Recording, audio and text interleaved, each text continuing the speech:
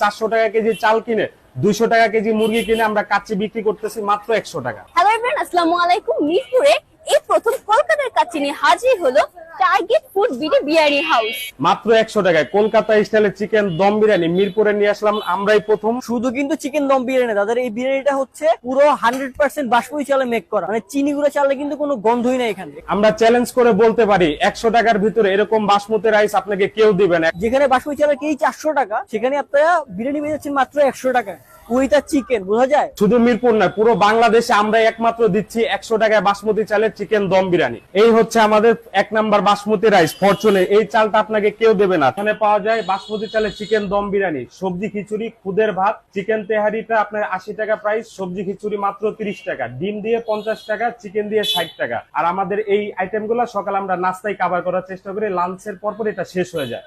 আর আপনার চিকেন দম বিরিয়ানিটা আপনার রাত 11টা পর্যন্ত।